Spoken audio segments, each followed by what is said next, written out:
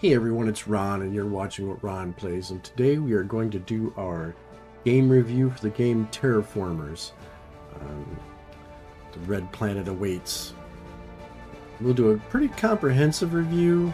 If you've watched any of my other reviews, we will go through the pros, we'll go through neutrals, and we'll go through cons, and then at the end we will give it a score, and we'll see how the game stacks up against some of the others in the same genre. So with that being said, let's get going. So the game is developed by Asteroid Lab and published by Goblins Publishing and Indie Arc. It was released on March 9th, 2023, and currently available on Steam for $19.99. On May 10th, the developers released news stating that they decided on 3 DLCs and have started development on them. They also expect to release new content and quality of life improvements along the way, which is pretty exciting news. You know that they're going to keep putting out some new content. I have a feeling it'll probably be more of these scenarios like the red path, green path, blue path. They'll probably do some different ones like that. So we'll have to see. You know, I think it's probably going to take a little bit of time. They said they're already working on it, and the time frame might be a little fluid as they go on. Terraformers is an expansive turn-based colony builder and resource management game with roguelike elements. Explore the Red Planet, develop spectacular cities, spread life, and terraform the planet with ambitious projects. Full disclosure is I did pay for my copy of this game. It was not provided. It will not affect my review in any way. First, let's go over some pros, and I think what we'll do is we will just pick a easy scenario right away. We'll just choose the standard scenario. One pro is that it does load very quickly. You'll see loading complete. You can click anywhere to step out of the shuttle. So, I mean, the overall concept to the game is pretty interesting. I mean, having a planet like this with all its different, all of its different, I guess, sectors, counties, states, whatever you call it, is pretty interesting. You'll see the equator here. There's also, if you zoom out, I don't know if you can see it yet. So they won't let you see it yet, but there is a moon that you can also build a city on. So that's pretty cool. But the concept itself is pretty cool. I mean, I've seen games kind of like this before. You can't compare it to like a Civilization or something like that because it's much easier to build other cities and things in games like Civilization. That's more of a empire building game, but this is a colony building game.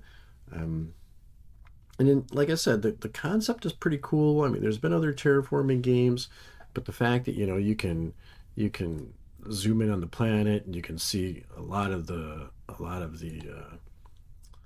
geography on the planet, things like that. And from what I understand, it's pretty accurate, so it's pretty neat. I do like the concept of them having small hints of items. They also have large hints of water, things like that. You have a pretty basic number of resources over here. It doesn't get too complicated. The trading system is pretty easy. We'll get into all that a little later, but the concept itself is pretty cool. Terraform the planet and try to become self-sufficient. That's the biggest part. Another pro is the card concept. We'll talk more about it later, but I think the idea is pretty cool. I mean, we see this in other games, don't get me wrong. But it is a cool way to be able to, apply these things on your cities. You just basically take them and drop them wherever you want them. In this case, we do need a leader first. And that's actually our next feature under our pros is being able to choose a leader. So whenever you choose a leader like this, you get a choice of 2. In a certain number of turns, they do expire, or I shouldn't say they expire, but they retire, I guess. They resign. You have to choose a new leader. Each one has its own benefits, which is kind of nice. It's kind of another little tweak to how you want to build your planet. All the ones at the beginning are all level 1, so you just get the basic explorer. In this case, propose 2 life forms, choose 1. So this one's she's more about terraforming and spreading life forms. And life forms tend to kick out some oxygen and sometimes atmosphere. Um, you'll see Alex. You could choose Alex instead. Alex will just give you 5 food each turn if you want to use that. Um, this is kind of cool because it'll convert any non-owned water deposit into an ocean, which is neat, obviously. Um, well, into ocean. I shouldn't say an ocean because you may need 50 water to make an ocean. This might give you 20, so it might only give you part of it. And you'll also see that increase your nitrates production by 1. So this is more of a production leader. But either way, you can customize it a little bit. I mean, you don't get your choice of all the different leaders because you haven't gotten to like the level 2 and level 3 leaders yet.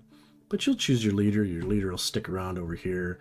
If we want, you got to place your headquarters in your first town, and we'll talk more about this later. Not a huge fan of this kind of setup, but population is important. You can have cities, or you can have buildings that boost population. So for instance, you want to have a building here that can boost population, so you can put population there, and there, things like that. You've seen that 1,000 times in these games. So I'll just drop it there. It doesn't really matter at the moment. But this is the card system. So every turn you get a choice of 3 cards unless you make an adjustment and get more cards. That's a possibility. But you just, okay, I increased my population there. Or that's a farm module, excuse me. Here's another population. And I can put it over there if I could, but I need 30 food. So that's what that's going to get me. So once I get 1 more food next turn, I can put this down because it needs 30. So I mean, it's pretty simplistic mechanics. And this leader feature is nice, and this card concept is pretty nice too. So I kind of give that a thumbs up. Another feature is the graphics or another plus is the graphics at the planetary level. Like I was saying at the very beginning, I like this. I like the ability to scroll the planet around. The farther you zoom out, the quicker you can move around. So I find it pretty cool. It's pretty neat. And it only gets better as the game goes on, as you spread out across the planet. I think it looks pretty cool. Another pro to it, I think, is the turn-based system. This isn't real time like some of the other games we play in this genre. You have to click the start button down here. It will tell you things you can do. So it says, my leader can still perform an action. So I can either get 10 support up here, or I can have the leader actually do something. So what I'm going to do is, since my leader can give me 5 food, that's what I'm going to do. So now I have 34 food. I can go back down here, and now I can place my habitat. Now just place it right there. Doesn't really matter to me at the moment. This graphic back here is completely useless. Doesn't do anything, but as your population gets bigger, they add more and more buildings back here. So it's kind of cool. It's like background graphics, so it does help out a bit. Now, since I have a population of 2, I can spread a little bit, so I can click on that, and I can say, I want to go over here and look at the water. It's not letting me do it. I think I have to go a turn first. But anyway, it's nice because you can take your time. You can look over your different spots, decide what you want to do next. If you had trading ability right now, you'd be able to adjust your trades. Pretty much anything you want to do. So it's pretty cool. I'll click on end turn, and it gives me 3 cards. So that's that 3 card system I was talking about. Cards don't cost anything. If you choose not to take a card, you get a +1 over here to your science, but you only get +1. If you take a card, then you don't get that +1. This tells you what the card needs to actually use the card. So I'd need 10 water in order to make this greenhouse farm. I have 0 right now, so I'd have to obviously go out and find some. This one would take tritium, so I'd have to get 9 tritium to make that work. But I can just pick them, and they'll go down to my card reserve, and I think you can have, at the beginning, up to like 8 cards. So this would be my second turn, and I would go on from here. What's kind of nice is another pro that I have listed is this undo button. So I can actually put that back. You can undo 1 turn or 1 movement. Sometimes you can't. It's kind of finicky. I mean, sometimes you make you make moves you can't undo. It's not too common, but in this case, I could say, well, I really wanted the greenhouse. So it is kind of cool because you can undo at least one mistake. So I really, really like this undo button. It does come in handy. Another thing that I like about the game that's definitely a pro is like these buildings and population. Now I have a population of 2. I don't have to keep maintaining a certain number of products or food or anything else in order to keep these, this colony going. All it is once I use this 9 tritium, it's done. So I just drop this building there and it's just a done deal. When I drop this habitation module, it costs me 30 food. That's it. In a lot of these games, this colonies, this city, this village is using too much food. I got to go out and plant more crops, etc., etc. This kind of takes a shortcut to that. You don't really have to do that, and I really do like that. That's a positive for me, for sure. A couple other things that are interesting with this game is you have a support level. All you have to do is keep that number positive, above 0. If this 102 goes down to 0, I lose the game. All you have to do is keep that positive, and eventually, you'll win as long as you get this number of points you need up here. So I need 300 points total, and it shows you the different things that you can accomplish to get points. The biggest things are terraforming. So over here, you'll see I'm not doing any terraforming right now. All these are +0, so I've got nothing going on. But once these go up, once I put bacteria on the planet and I start, the temperature starts going up, or I start creating more oxygen, or I get more atmosphere, and some of these buildings do that. Once that starts happening, you get pretty good chunks of victory points for those. And again, this is, it's kind of a cool gauge as you start getting these 0 to 30, and you have 15 to 30. This it's like a circular bar is like half full. It'll tell you how many turns you have. It'll until you go up a level. So, and these are the 4 things you have to improve for terraforming: temperature, oxygen, ocean levels, and atmosphere. Different bacteria take a different amount of atmosphere or temperature. Your creatures that you make, like you have horses and rabbits and penguins, they need a certain temperature, they need a certain oxygen level, atmosphere level, things like that. So it can get a little complicated, but at the core of it, it's still all pretty basic. But it all ties together pretty good. Another pro that I had was mastery level. So when you saw, let me see, I think, yeah, I can abandon it. Yes, I'll abandon it. When you saw it at the beginning, when I went to create a new game, it actually told me my mastery level. So let's see if I can get back to it. I should be able to. First, it'll tell me I'm a miserable failure, etc., etc.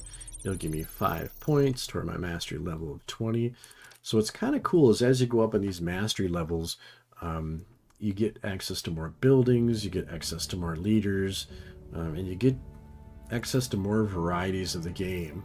So, I'm at mastery level 20, so anything up to just before here I can get. So you see I can play the red planet at difficulty insane. I can play the red path at insane. I can play the green path at insane. I can play blue path. So all of these I can play at insane. Once I, play another one down here and I beat it, I'll get more mastery points, and I'll go up until finally I can get to, I think it's ungodly or something like that. I'm not sure. Haven't gotten that far yet, obviously. But it is kind of cool because as you have success in the game, you get access, like I said, to more buildings, to more tech or research projects, more advanced leaders, things like that. So you'll see this guy, he'll give me a regular old explorer. It will give me energy savings, so I can generate 5 power a turn, 2 more projects, so I could either gain 3 science or get 2 more or actually I think it does both. Get 2 more projects, so 2 more cards, and you get +3 science. So that's pretty cool. you know, and then this guy, I think he gets rid of earthworks. Yeah, destroys 2 rocks for free this turn, which is kind of cool. Modular apartments are cool, so we'll just take that guy. So basically we're doing it over again. I gotta place my headquarters. Of course, there's no rocks for this guy to break, which is kind of silly because I picked him, and usually, as we saw in the last one, there was rocks everywhere. But apparently not this time. But oh well. So we'll put that there. We've got our 10 water, so I can put food over here. And then next turn, I'd be able to build that guy. Either way, so I can do modular apartments. It automatically gives me 2 modular apartment cards. The reason it does is because if you look at the pop-up, it says you get +3 support per turn if adjacent to at least one other modular apartment. So you basically want to put them next to each other, but they're expensive because they cost 30 food and they cost 6 titanium. So it's a little more than just this regular habitat.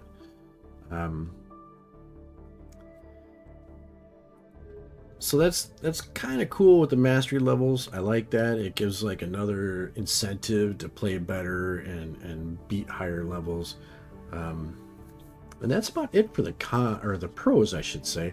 For the neutrals, and these are things that, you know, they're okay, they're interesting, but they don't necessarily make the game better, and they certainly don't make the game worse. Now, like the replayability, I think is good. The planet remains pretty much the same, obviously, because it's Mars. But you'll see that this time we were set up differently than last time. So every time you're going to have a different starting location. You're going to have these mines or these deposits be different each time. So that's pretty cool. It does lend itself to replayability that way, but as we'll see in just a little bit, it doesn't solve all the problems. Another thing I find that's neutral is it does have simple mining, trading, and production mechanics. I don't think it, you know, it doesn't make it that much better because there's a lot of other games that have simple mechanics in all those regards, but it is good because it doesn't make things too complicated.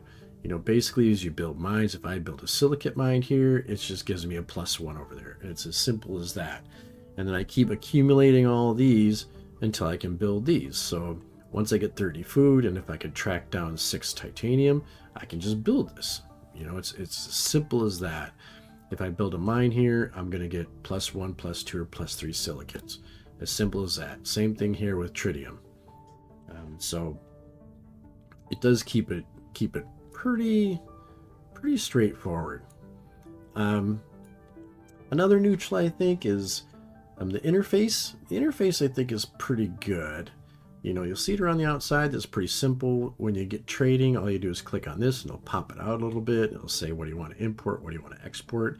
So that's pretty simple. It's not complicated. You don't have to choose who you're trading with. It just trades. I guess it's with Earth. But what's nice is the trade happens every turn, so it you know, it's easy to predict. Again, the interface for the support is pretty good. You know, these pop-ups are pretty informative. This will tell you what you need as far as victory points and what will get you victory points to get the 300 you need to win this particular scenario. You know, you have your 4 terraforming projects here. You know, your atmosphere, your ocean level, your oxygen, and your temperature. So those are pretty self-explanatory. You do have your kind of dashboard here where you can see all of your colonies. You can see your different climate zones that you're in, your specializations, space projects, and technologies. So you do have quite a few things to look at. You can look at your leader if you want to. Not really necessary because these items that are down here are down here anyways. You know, it tells you what year it is, tells you what turn it is. You have your undo button that we talked about earlier. When you go to a colony, it switches a little bit because it does tell you information about your colony. One thing you want to keep in mind when you're playing this game is these are the global changes over here, but since you're in a crater, it does offer you a little bit of protection. So you'll see that you have -1 protection or -1 temperature. You have +2 radiation protection. So temperature is at -1, and this is at 0. So once you raise the temperature here to +1, this one becomes 0. So keep in mind that, you know, what might be particularly happening in this particular location isn't the temperature globally. And what I say is like temperature in Tharsis is -1. So if I can get this to +1, this actually goes to 0 because it's going to raise 1. You know, the oxygen level is actually -3. So I have to get this up to 3 to get this particular location to 0.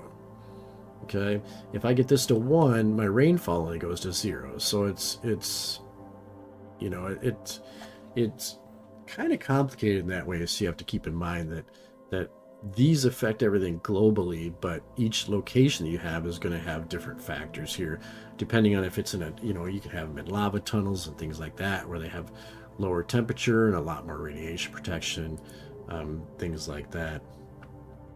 And one other neutral thing is I think it's kind of interesting because as you play, you'll get research projects pop up where you kind of pick what you want, you know, what direction you want to go temporarily.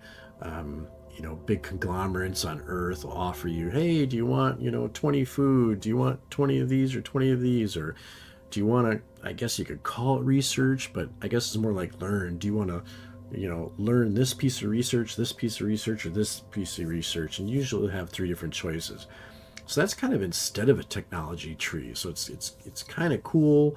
I don't think it, you know, gives that much to the game, but it definitely doesn't take it away. I think it's a neutral just because it's something a little different.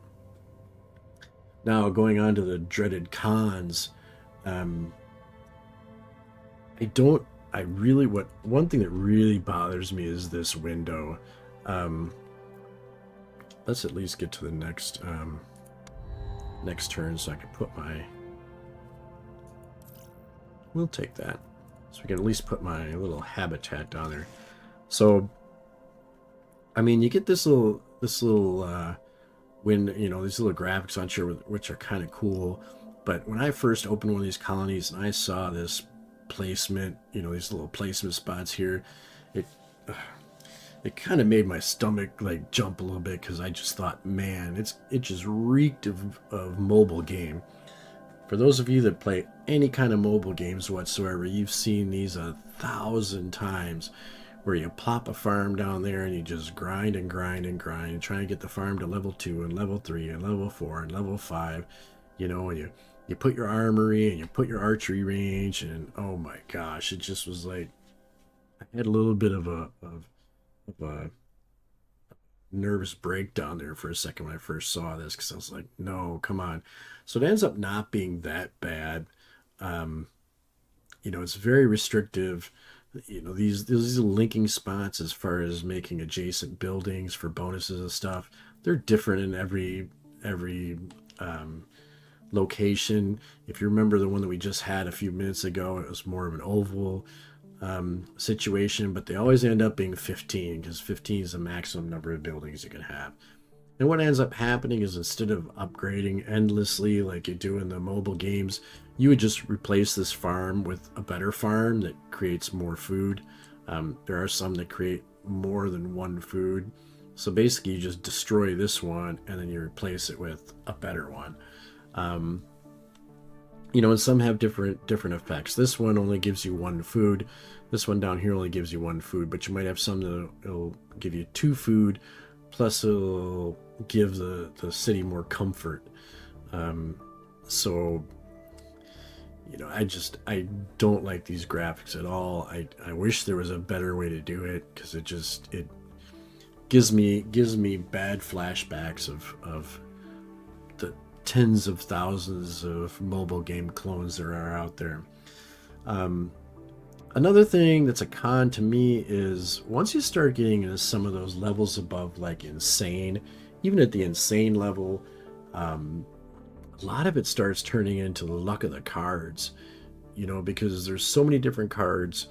I even had a game where I was playing just at the one just under insane. I think it's severe, and I just needed ocean, and I just could not get an ocean card. It's not due to lack of you know, game playing ability or strategy. I just couldn't get an ocean card. If you don't get an ocean card, and you don't have water around you, or you don't get the planetary ocean research, you can't ever get ocean.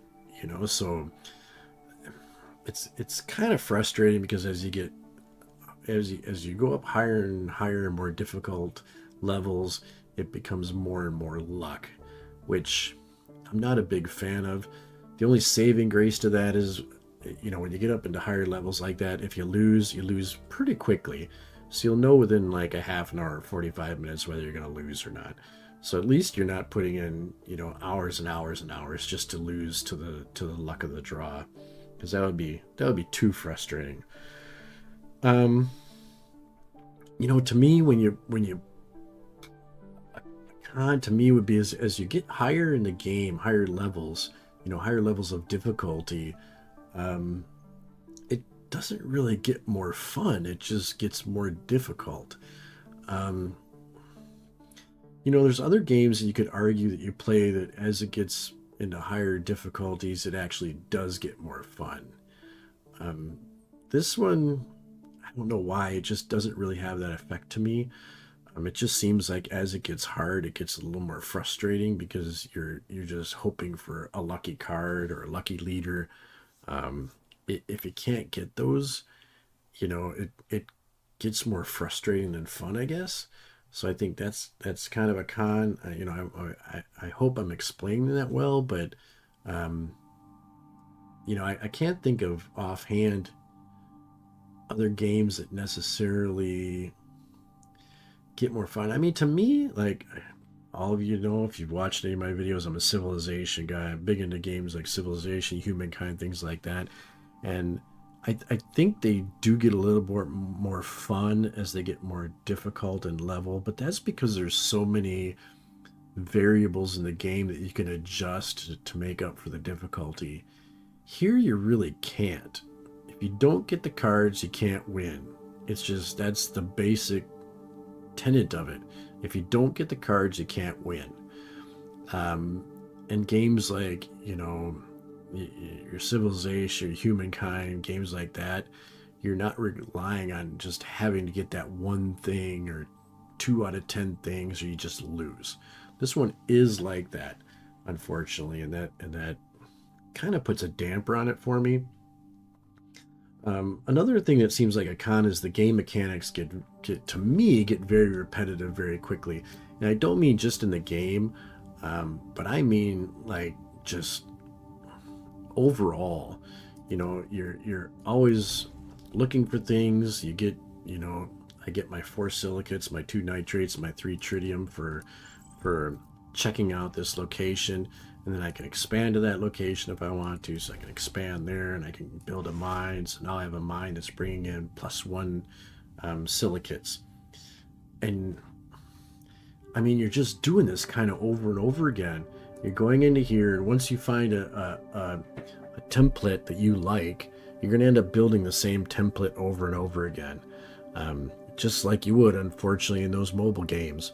So, again, a lot of it depends on the luck of the cards, and that again is where it can get kind of frustrating because you'll want to build the template you want, but you don't get the cards, so you have to modify it a little bit. And while that sounds like, hey, pull yourself up by the bootstraps, you got to make do with it. You got to deal with what the cards, what cards you're given. As well as I do, when you play some of these games, it gets more frustrating than fun because, you know, if I end up with some, just as an example, 20 of these modular apartment cards, okay, unless I have a bunch of food and a bunch of titanium, I can't build anything, and I'm just gonna basically lose the game. So, it all kind of ties back to the cards, but even the mechanics here, they just get repetitive after a while. You get like 4 cities going, and it's just like, okay, I search out a little bit. Once you get all your pluses all the way up here and you get a little bit of a surplus, you start trading. You don't even really need to search for much more. So it's, I don't know, unfortunately, there's not enough variety. If you play this game, you'll find that you maybe do like 5 or 6 different things over and over again. There's just not that much variety to I don't know, keep you from focusing on just those 6 things. If you get what I mean. I hope you do. But yeah, it just gets a little repetitive. Um, Another con, and probably the biggest one to me, is that no matter which path you choose, you kind of end up doing the same thing over and over again to win. Um, Generally, you want to terraform. You want to terraform as fast as you can because it gives you the most victory points. And you're kind of running against this timer. One thing I didn't mention earlier is as you build these cities up, or these, I guess we could call them cities, as you build these cities up, people get more comfortable and they start expecting more. And what happens is the support starts to fall. And that's what this little meter is here. So you'll see in the second line it says effect of the next expectation rise is -5. So if I make the people too comfortable in here, this meter will start filling up and it'll all of a sudden say, hey, the expectations have just risen. And you'll get a -5, which, since I'm only generating +2 at the moment, would end up being a -3. So 3 will start ticking off this 111 every turn until I can start generating more support by building support buildings, by making people here more comfortable, building another city that'll get me more support. So as you play, you'd learn what gets you more support. It becomes kind of second nature to do that. But that kind of puts a pressure on you to just get these 4 up as high as you can, no matter what scenario you're playing. Now don't get me wrong, if you play like the blue path where you need, I think the blue path is where you need 2 of each mine. I mean, then that's obviously not the case, that you just need to fill these 4 up, but you still kind of do in order to, start terraforming the planet, make the people more comfortable, which gives you more support, which the more support you have, the more there's, without getting into the mechanics too much, the farther away I search from my town, the less support I receive, I should say. But there's buildings that can mitigate that as I go on. But the mechanics are still kind of the same almost for every game. Especially when you get into the higher levels, you just want to get as many victory points as you can as quickly as possible. And there's some that you just, it just seems like you can't win.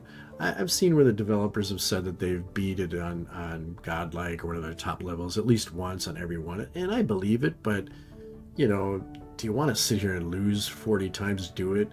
I mean, there'll be achievement spammers that'll just try and do it just for the achievements, which is fine if that's your thing. I got no beef against it at all, but it just, I guess if you really enjoy that kind of thing, it's great. But I see there's potential games elsewhere where time would be more well spent, in my opinion. And in closing, I guess, man, I kind of give this game like a reluctant 8. And the only reason I give it an 8 is because right now it's only $19.99. If this was $29.99, I'd say it's a 7. If it was $39.99, I'd say it's a 6, because although I like the game and I could play it, at least, I play it a half dozen times and I enjoy it, then it starts to get like I'm just doing the same thing over and over. And don't get me wrong, the higher difficulties do give you a variety. They really do. So if you go up to like insane, it does give you a variety, but basically you're just playing the same scenario. You're just trying to do it faster. That's all you're trying to do. Which isn't necessarily a bad thing unless you don't get the cards. If you don't get these cards, I think they're called researches. If you don't get these researches, and it can be a different variety every turn, if you don't get the one you need, you're going to lose. And that's just it. And as the difficulties get higher, you're just trying to do it faster. And the reason you're trying to do it faster is because you look up here, I think it shows on, there it is. At the bottom it says expectations normal 5. What I think that means is it goes in increments of 5 when you start getting expectation rises, but they're exponential. So, you know, as you we're on the lowest level, then it goes to expectation. It goes to expectation 6, 7, 8, 9, 10. I think, you know, probably goes up to like 15. So, you know, your very first one, instead of going -5, would go -15. And the next one, instead of going -20, would be like -50. So I mean, everything's just sped up so quickly, and you need the cards. If you don't get the cards, you lose. So I do like the game. It's something I could dabble in. You know, if I'm gonna sit down in front of my computer and I've got a choice of 20 games, would this be the first one I would choose? No, not even close. Would it be in the top 10 of what I have? Probably not. And that's why, you know, it might surprise you that I'm giving it an 8. I said a reluctant 8. And that's just because I mean, at the very beginning, it's a pretty cool game, you know, and getting your mastery level up and seeing what new leaders you get, what new buildings you get is cool. I'll give it that. So I mean, it's just some of these cool factors that are involved that I just couldn't completely bash the game. So at $19.99, I give it a reluctant 8, and I think that's my rating for it. So I hope you enjoyed the video. If you liked it, please like the video to help with the algorithm. If you want to see more videos like this, we do have other game reviews in our game review playlist.